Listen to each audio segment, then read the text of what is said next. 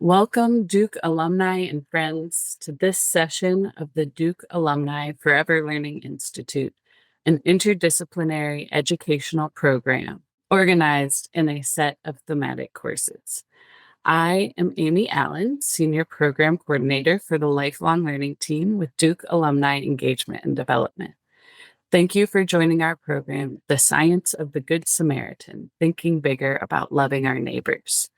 This program is part of our theme, the Duke Reads Book Club, which will offer a unique opportunity to hear directly from Duke faculty about their research and writing across a variety of disciplines and subjects. Today's program is the second session in the Duke Reads Book Club series, and we will be discussing Emily Smith's book, The Science of the Good Samaritan, Thinking Bigger About Loving Our Neighbors, which explores how we can find shared values with people from different backgrounds and cultures and love our neighbors in practical and global ways. Joining us today is Emily Smith, Assistant Professor in the Department of Emergency Medicine and Surgery at Duke University and Assistant Professor of Global Health at the Duke Global Health Institute.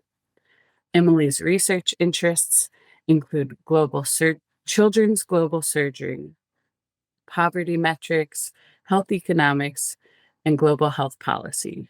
As an epidemiologist, she has worked in Africa and Latin America on projects related to children's health care through the lens of Love Thy Neighbor. During the COVID-19 pandemic, she started a Facebook page called Friendly Neighbor Epidemiologist, which reached 10 million people in over 80 countries. Welcome to the Forever Learning Institute, Emily. Thank you. Thanks for having me. This is going to be fun.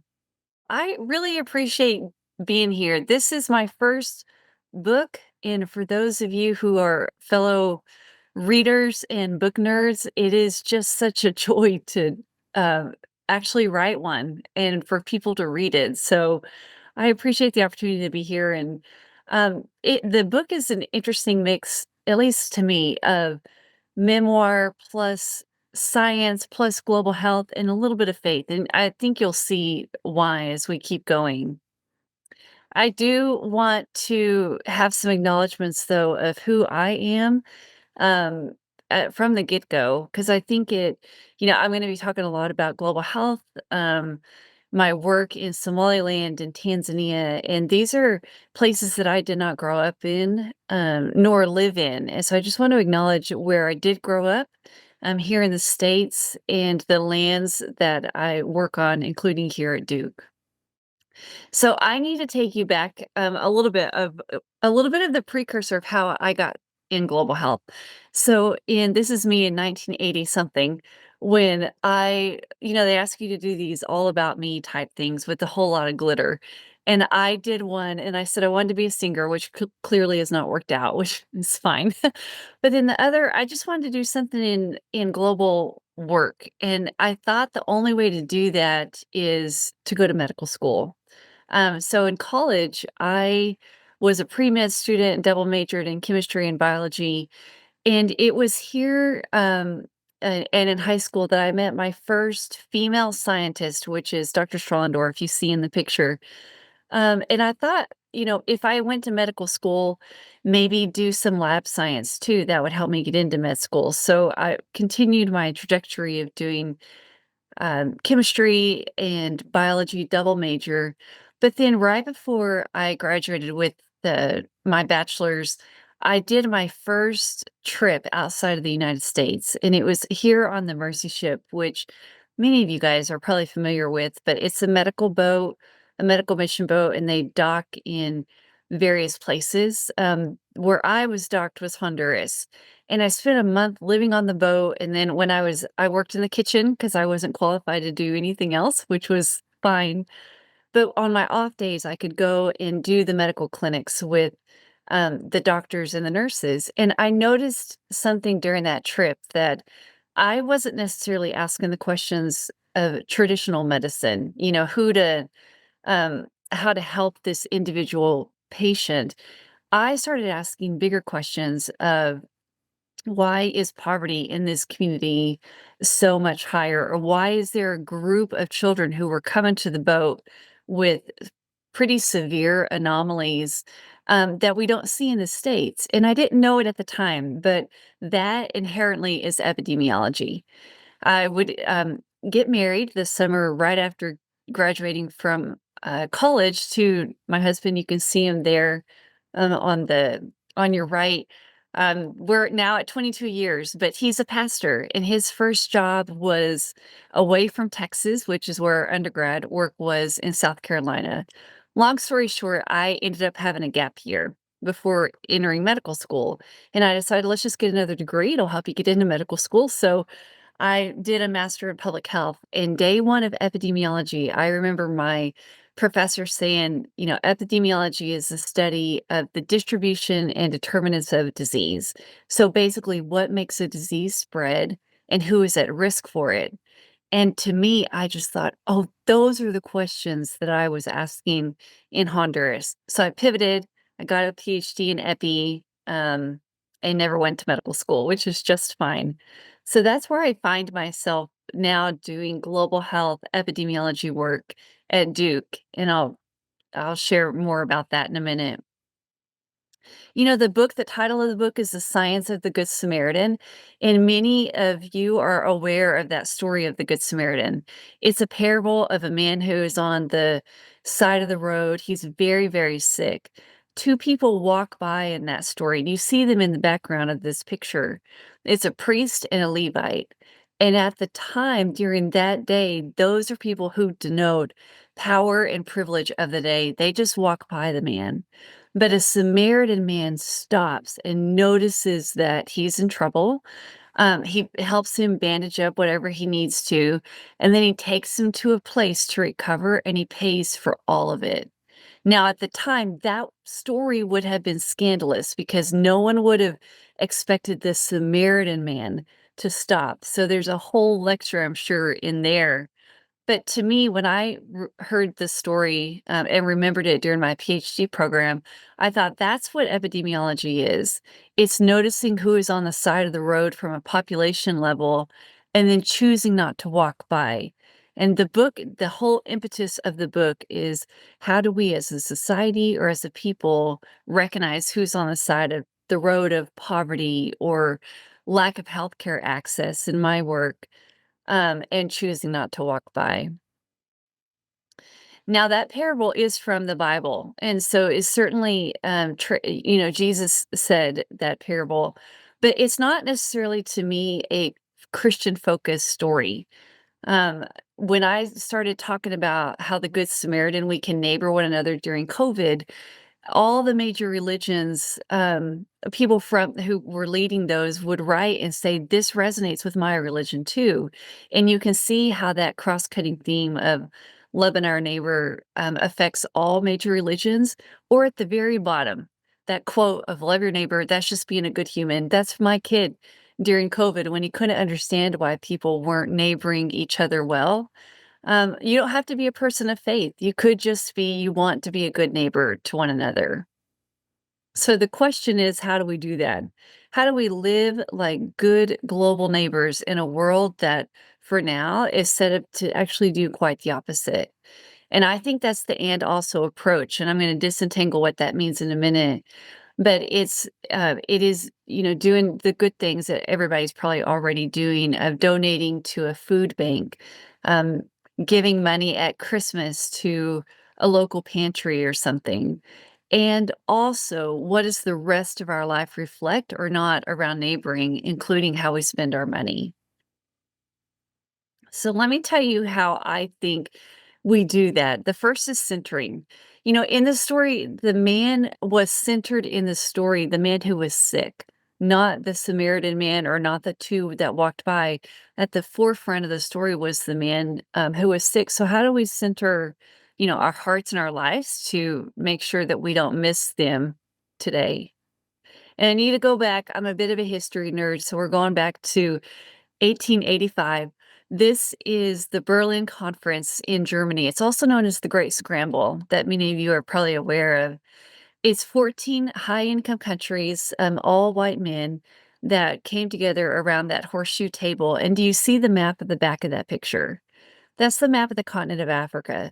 And the point at the end of this conference was to splice and dice the continent into colonial powers. Now, only two men had actually been to the continent.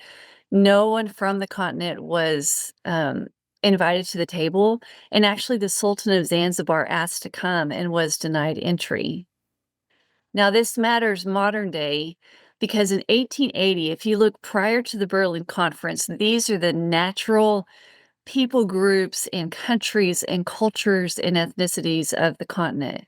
By the end of that meeting, 90% of the continent would be colonized into what you see on the right-hand side. If you look at like Lake Victoria, which is kind of Midwest, it looks like someone just went and drew the countries around it, almost like a pencil, and just spliced and diced it however they wanted. It was in unnatural patterns, and so when you fast forward to modern day times, the countries that were spliced and diced the most have the highest rates of civil conquest, the highest rates of poverty, and the highest rates of mothers and babies dying. Which brings me to my work. So this is in Somaliland. Somaliland is in the Horn of Africa.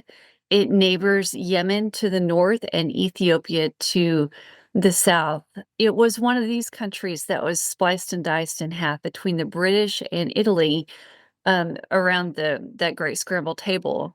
Now it's one of the poorest countries in the world, and it has the highest rates of mothers and babies dying and of terrorism. I mean, Al-Shabaab, if you've heard of that in Mogadishu, this is that part of the world. I have always loved this country because in my master's program, I saw a PBS documentary. Nicholas Kristof, you guys might have seen it as well, but he wrote a documentary called Half the Sky, and he featured these global health women champions holding up half the sky. One of those women was Dr. Edna Adon. Her father and grandfather are legendary in the country, and she is as well. So I'd known about her, and I saw her at a conference that I was at my very first year at Duke. This is in 2016. I asked her for a selfie and told her how much I loved her, and then I said, I'm an epidemiologist. Is there anything I can do for your country?" And she said, "Yes, we don't know where the children are in the country that are dying from preventable diseases, and we need to know why so we can go out there." So we've been working with her for the past 8 years to try to figure out where those children are, and 90% of them are in places just like this. Most of them cannot reach the healthcare and the hospitals that they need because of poverty. And so what our data found is that if you account for the number of kids that are in the home to feed, if you account for the income of the family, the number one predictor of these families going into poverty and never coming out of it was having a child with a surgical need. That took us here. In 2019 and in 2023, we were able to go to the United Nations and advocate for the inclusion of children's health care into universal health package plans. Now, the picture on the right is Dr. Henry Rice. Some of you might know who he is. He is chief of pediatric surgery at Duke. He's my main collaborator. And what we were trying to do is to make sure that when we talk about healthcare for all, universal healthcare packages on a global level, we cannot forget the kids in the picture that we saw in the last frame. And how do we make that possible? For me, it's to make sure that we can help protect them from poverty as well. On the left-hand side of the screen is Dr. Tedros. He is the director of the WHO, and I ran into him at this meeting and, of course, asked for a selfie. And this is me fangirling out, which is totally accurate. He is wonderful. So I think on a global level, we have to remember things like the Great Scramble impacts things today. In the US, that is the same as well. So many of you will know what this picture is. The man with his arms crossed that you see on the right, his name is Dr. Marion Sims. The lady on the table, her name is Lucy. The two women also peeking through around the corner is Anarka and Betsy. Dr. Marion Sims, if you're in medicine, you probably know his name. He was the president of the American Medical Association. He would go on to found a medical school 3 statues were erected in the nation for him. He was a huge deal. He's a huge deal because he refined a surgical procedure on fistulas for women, and if you don't know what that is, that's when a woman has a baby and it tears and it's not fixed, and so urine seeps through. It's a horrific disease, and it's very stigmatizing. So he wanted to perfect how to fix that for women, but he used enslaved women to do it, and it was without anesthesia. He would go on to be to gain notoriety for sure because of perfecting this procedure, but would use women like Lucy, Betsy, and Anarcha. There's about 40 or 50 enslaved women that he would do this on, but only 3 are named, which are these 3. If you now go if you're a woman and you go get a OB-GYN appointment and there's a speculum that's used, that's called the Sims speculum after Dr. Marion Sims. There is a movement to now rename that the Lucy. He would also go on after perfecting the procedure to do that on white women, but now with anesthesia. If you go to, New York City, this is Central Park on the left-hand side.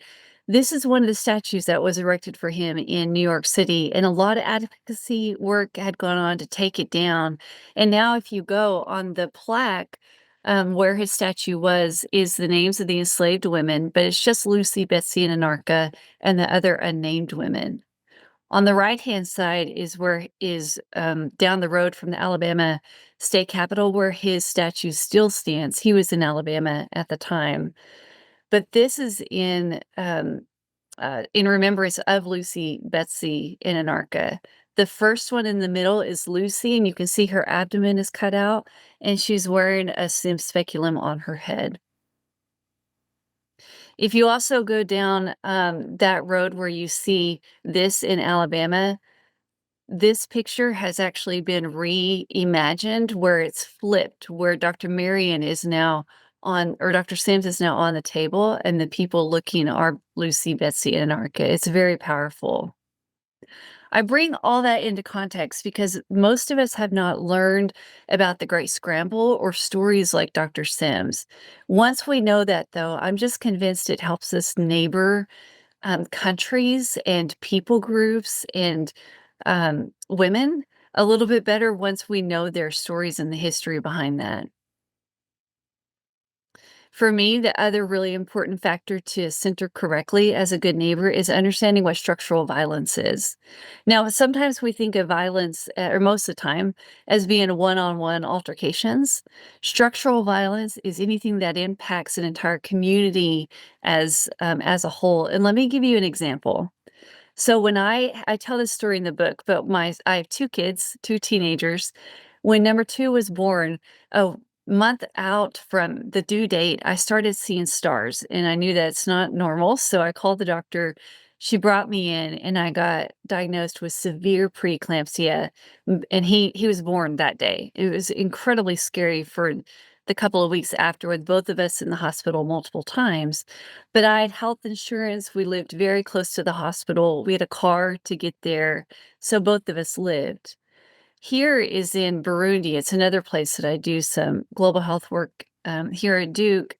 If a woman who's just like me has a child, number 2, starts seeing stars, preeclampsia, statistically, 90% of those women will not make it, nor will their children.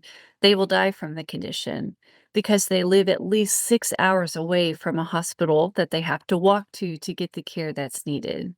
That is structural violence. It's of no fault of her own. It's of the country she was born into. It's the inability to get out of poverty and the lack of healthcare access. Structural violence is also here in Durham, where I am and where Duke is. On the left-hand side, this is a map that was used for redlining. This is back in the 20s when the government started giving out help for families to be able to buy a home. However, the loans that went only would go to what you see in green and maybe in yellow. The red districts were, on the paper, they were denoted as unsatisfactory or unable to keep the house up. I mean, things were it was just very derogatory. However, those red line neighborhoods were all African American populated neighborhoods, and the yellow ones were considered as being a little, you may not give the loan to because it bordered those neighborhoods. If you fast forward nowadays, the red line neighborhoods are about $80,000 lower in equity than the green line, and that's after accounting, apples to apples, same square footage, same tree lines, same school, same everything. It's just red or green. I think, again, understanding the history of Burundi and structural violence or that we saw with redlining here in Durham makes us a better neighbor. Now, we have to know nowadays, though, that it's gonna cost to talk about some of these things. The second part of the book, the first part was all on citrine, so what we just talked about. The second part is on the cost, especially nowadays, if you start talking about health equity, um, global neighboring, universal healthcare packages, you are going to get some feedback from that, good and bad. So I started at the beginning of COVID a friendly neighbor epidemiologist Facebook page. I started it for my mom and real life neighbors to talk about what does flatten the curve mean and vaccines. And as we all saw the pandemic get weirdly morphed into politics and faith and loving our neighbors and what did that mean? It would grow, like Amy told you, to about 10 million people, and now we're in 150 countries. But it also grew in some response that we got. So this is one of the threats that I got. I didn't put the rest of what this looked like, but we got this in our mailbox, and we were in Texas at the time. It was right where my kids were. I don't do this as a shock factor because I hope that no one receives death threats, like many of us scientists are right now. But I will say that when you start living like a neighbor in a world that's made to do the opposite, it will be a cost. And so to be able to count that, to make sure you have a community around you to support that is really important.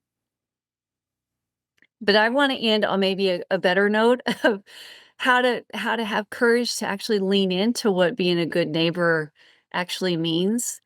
And to do that, I want to take you to the Ebola crisis. This has happened.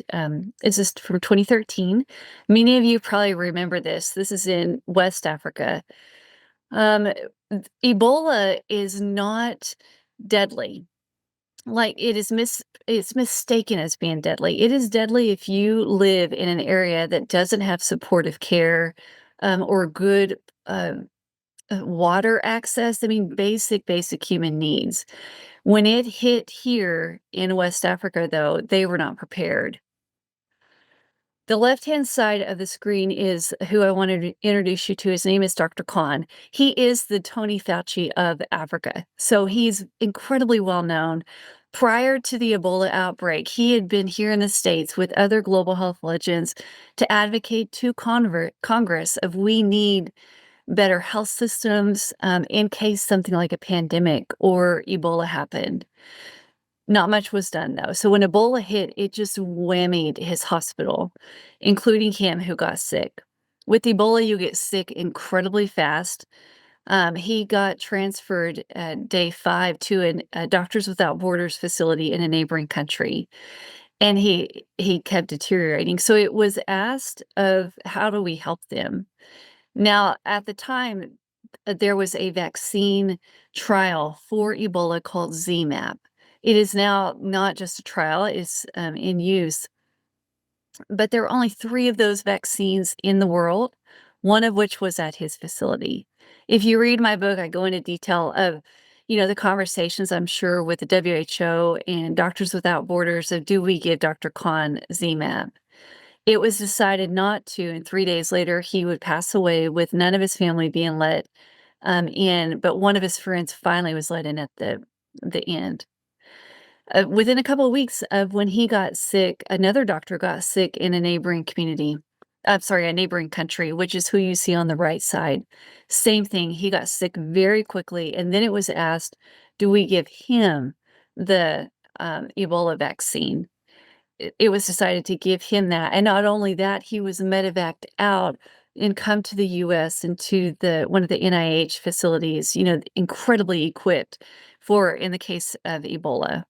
He would walk out of the hospital a couple of weeks after this and would live. His name is Dr. Kent Brantley. He was actually a missionary with the Samaritan's Purse, group. I say all of this of if it was any of our families who got sick with Ebola, you bet we would all move heaven and earth to get the care that is needed. But so did Dr. Khan's family. The question for me is to go up a little bit to the 30,000-foot level and ask who is worthy of getting the Ebola vaccine? What countries are worthy of getting enough oxygen during COVID? This is what we see here. Some of you guys might be familiar with this picture. This is during the during COVID. Um, COVID would whammy um, Mumbai, India, and well, pretty much all of India. In a day, 400,000 people would get diagnosed with COVID, and that would last for 5 weeks. There's one story that I tell in the book where the hospitals just ran out of oxygen, and in one of those hospitals in New Delhi, 24 would die through the night out of 26. So the question for me as a good neighbor is why wasn't there oxygen there in the first place? Or why weren't there COVID vaccines to help protect these families? The US and other high-income countries would actually gobble up 80 to 90% of the world's stockpile of COVID vaccines, and I think that mattered in places like this during, um, the outbreak.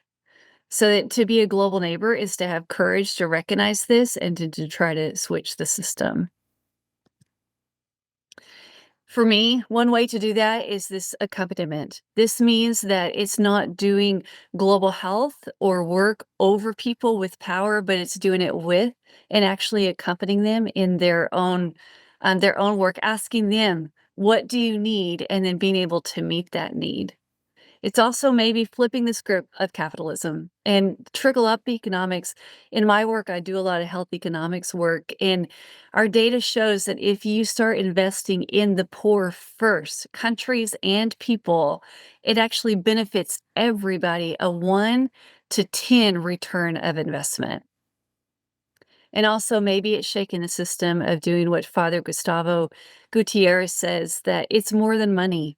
Maybe it's building an entirely different social order where it's more collectivism rather than just being a universality as a country and as people. And then lastly, I end the book with this concept of a table. I think that global neighboring interrupts us and it asks us to come to a table. Now, I'm a woman in science, and so I see all the time in the conferences I go to, tables at the front are rarely people that look like me, and I've been told to actually to get there, you need to ruffle some feathers and jockey your way in there. I think that's true, that in some sense, especially in science as a woman. But I think we need to visualize a different table where there's enough space for all, and the people who are the poorest and who are the neediest are brought to the center and given the seats of honor. And that makes me think of that Good Samaritan story again of it centering on the poor first and then stopping and not walking by. So thank you so much for having me. Here's my book again. I write a Substack, a newsletter called the Friendly Neighbor Epidemiologist Substack that I'd love for you to subscribe to if you want these type of stories every day.